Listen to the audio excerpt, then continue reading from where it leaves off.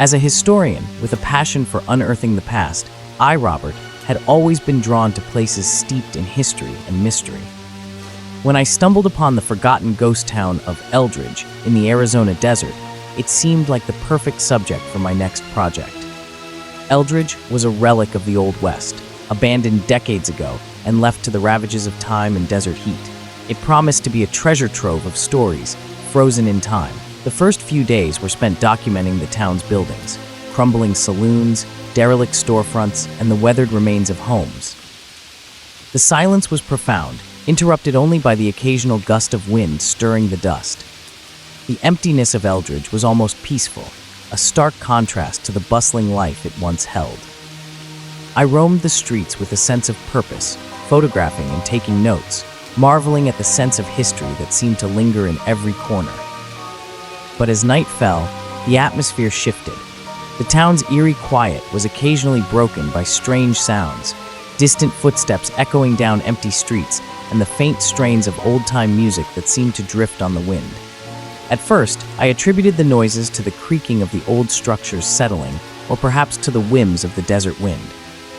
Yet, each night, the sounds grew more pronounced and unsettling. One evening, as I was reviewing my notes by the dim light of my lantern, the music grew louder. It was unmistakably the sound of an old-fashioned piano, its melody haunting and out of place in the desolate surroundings. I felt a chill run down my spine as the footsteps followed, approaching and then retreating, as if someone or something was moving through the abandoned town just beyond my sight. Curiosity got the better of me, and I decided to investigate. I followed the sounds, my footsteps echoing through the empty streets. The piano music seemed to come from the old saloon, a structure that had long been reduced to a skeleton of its former self. The door creaked open with an unsettling groan, and I stepped inside. The interior was a ghostly tableau of decay, with broken furniture and shattered glass scattered across the floor. As I ventured further in, my flashlight caught sight of something unusual, a dusty journal lying on the floor behind the bar. I picked it up with trembling hands, its leather cover cracked and worn. Opening the journal, I found the writings of a former resident, a man named Jonathan Hale. His entries detailed the rise and fall of Eldridge, but what struck me were his final entries. They spoke of strange occurrences, of footsteps and music that no one else could hear. Jonathan described the growing sense of dread that had enveloped him, the eerie feeling of being watched, and the inexplicable disappearances of those who had lived in Eldridge before him. The last entry was particularly chilling. "The town is alive, and it's calling me. I fear I may be next." A cold sweat broke out on my forehead as I read those final words. It was as if Jonathan's fears had come to life around me. The old-time music grew louder, more insistent, and the footsteps became a relentless presence, circling the saloon as if taunting me. I could almost feel the weight of the past pressing down on me, the ghostly echoes of those who had vanished without a trace. My heart raced, and I felt an overwhelming urge to escape. I stuffed the journal into my bag, determined to leave Eldridge behind.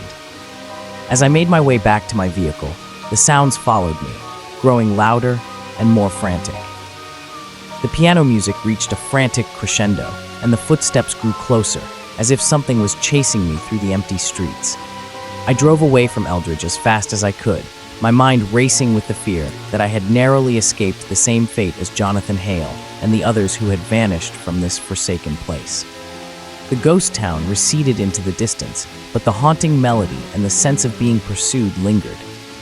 Even now, back in my office, the echoes of Eldridge haunt me. The journal sits on my desk, a chilling reminder of the dark history I uncovered. The ghost town's secrets remain buried in the desert sands, but I am left with the unsettling feeling that the echoes of the past are not done with me. The sense of being watched, the phantom footsteps, and the haunting piano music continue to haunt my dreams, a ghostly reminder of the town I left behind and the eerie presence that still lingers in the shadows. I had always been captivated by the raw, untamed beauty of nature, and as a photographer, I sought out places that captured the essence of the wild. When I discovered a quaint, weathered house in the heart of the Louisiana bayou, It seemed like the perfect place to document the hidden wonders of the swamp. The house was secluded, embraced by the labyrinthine waterways and dense foliage of the bayou. It promised the solitude I craved and the unique subject matter I sought for my next project. The initial days were everything I had hoped for. I immersed myself in the bayou's lush landscape, capturing the misty mornings, the winding waterways, and the vibrant wildlife. Each dawn brought a new canvas of colors and textures, and I reveled in the tranquility that the isolation provided. The bayou's natural symphony, the croaking of frogs, the hum of insects, and the occasional call of a distant bird was soothing, a gentle reminder of nature's raw beauty. However, as the sun began to set and the first stars pierced the dusky sky, a change began to seep into the atmosphere. It started subtly. I would hear whispers, barely audible over the sounds of the swamp. They were like soft echoes, drifting through the evening air, almost as if they were carried on the breeze. At first, I attributed them to the natural sounds of the bayou, the rustling of leaves, the shifting of the marshy ground. But as the whispers grew more persistent, I could no longer ignore them. The whispers transformed into distinct murmurs, almost rhythmic, coming from the direction of the swamp. They seemed to rise and fall in an eerie chant that filled the night air. Every night, at the same time, as darkness fell and the moonlight filtered through the trees, the murmurs would begin. I would sit in my dimly lit cabin, my heart pounding, straining to understand the voices that seemed to beckon from the shadows. One evening, as I was setting up my camera equipment, the murmurs became more pronounced. They were no longer just vague sounds, but clear enough to make out fragmented phrases. I heard my name, Maria, interspersed with words that seemed to predict unsettling events. Maria, the shadows will come. You will leave. The words were chilling and seemed to carry a sense of urgency that unsettled me deeply.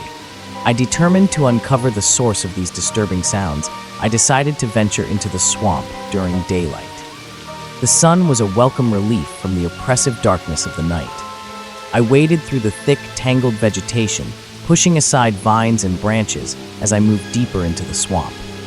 The air was thick with humidity and the scent of decay. The further I went, the more oppressive the atmosphere became.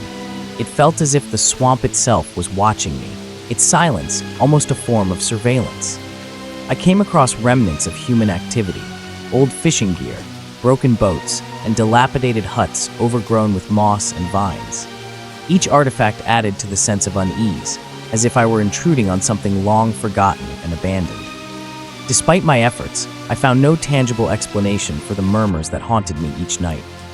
The bayou seemed vast and indifferent, hiding its secrets from anyone who dared to probe too deeply. That night, the murmurs were more intense than ever. They were now a cacophony of voices, a discordant chorus that filled the cabin with an overwhelming sense of dread. The voices were no longer just background noise, but a full-blown chorus that seemed to vibrate through the walls. They spoke in unison, their tones low and haunting. The time is near. The spirits watch. You will soon understand. The shadows outside my cabin appeared to come alive, twisting and lengthening in unnatural ways.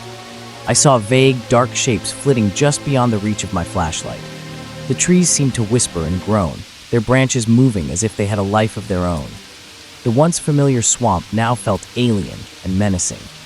Unable to endure the escalating terror, I made the decision to leave. I packed my bags with shaking hands, the weight of fear pressing heavily on my chest.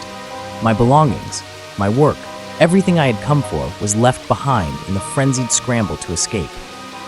The murmurs grew louder, a frantic crescendo that seemed to chase me as I fled the cabin. The drive away from the bayou was a blur of anxiety and fear. The shadows of the swamp receded in my rearview mirror, but the feeling of being pursued never left. I glanced over my shoulder repeatedly, half expecting to see dark figures emerging from the trees. Even now, back in the city, the voices persist in my dreams. They echo in my mind, a constant reminder of the malevolent presence that seemed to know my every move. The bayou's whispers haunt me, a chilling reminder of the eerie forces that lurk in the shadows of the swamp. I am left with the unsettling feeling that though I have escaped the bayou's grasp, the murmurs and the eyes that watched me from the darkness still follow me, hidden in the recesses of my memory. The swamp's secrets remain buried in its murky depths, and I am forever haunted by the knowledge that some mysteries are best left undiscovered.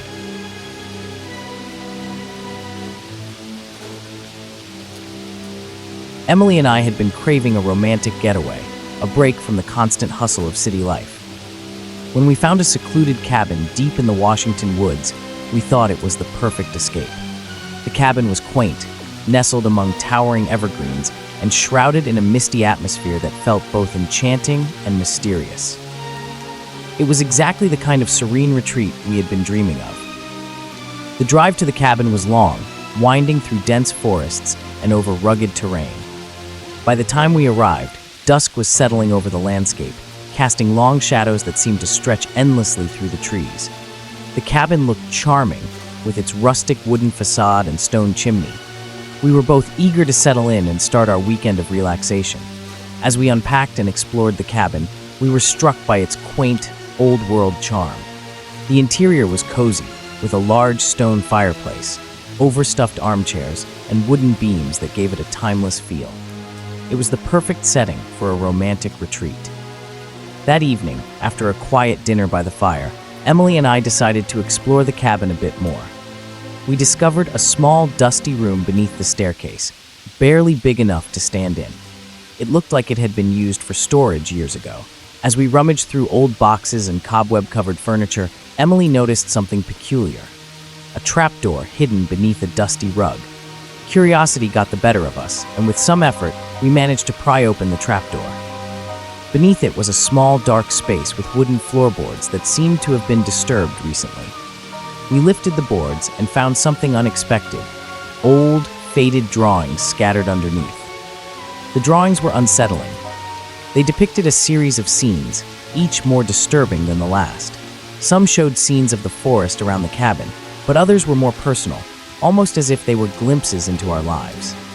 There were crude sketches of a couple, us in a way, showing moments that seemed oddly specific. One drawing showed a dark figure lurking near the cabin, another depicted us arguing fiercely, and yet another showed us leaving the cabin in a frantic hurry. We laughed it off at first, trying to convince ourselves that they were just the ramblings of a previous occupant with an overactive imagination. But as the weekend progressed, things began to get eerily strange. That night, as we sat by the fire, Emily and I noticed an unsettling change in the atmosphere.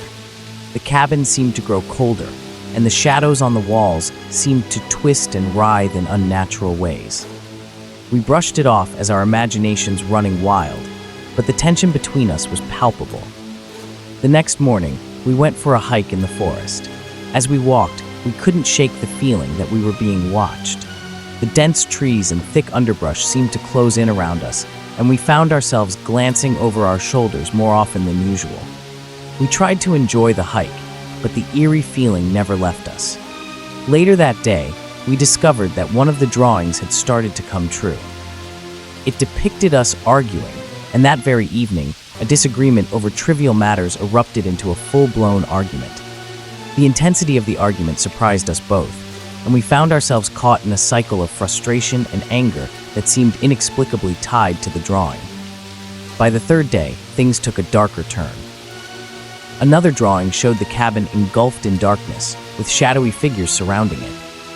That night, as we tried to sleep, strange noises began to emanate from outside. We heard whispers and footsteps, faint but persistent, as if something or someone was prowling around the cabin. Our fear grew with each passing hour. The final straw came when we discovered another drawing, one that depicted us fleeing the cabin in terror. We were unnerved to find ourselves in the exact same situation. The whispers grew louder, the footsteps closer, and the sense of dread became almost unbearable. In a state of panic, Emily and I decided to leave the cabin immediately. We packed our belongings in a frantic hurry, our hearts racing as we heard the sounds growing nearer. The once charming cabin now felt like a trap, a dark omen of things to come.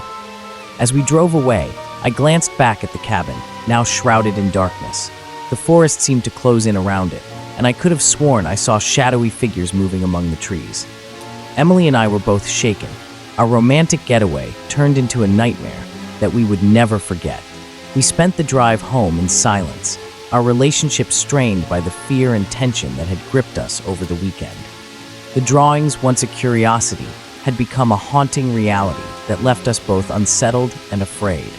The cabin in the woods was no longer a picturesque retreat, but a chilling reminder of the ominous presence that had seemed to know our every move. Even now, back in the comfort of our home, the experience lingers in my mind. The drawings are a constant reminder of the dark forces that seem to intertwine with our lives.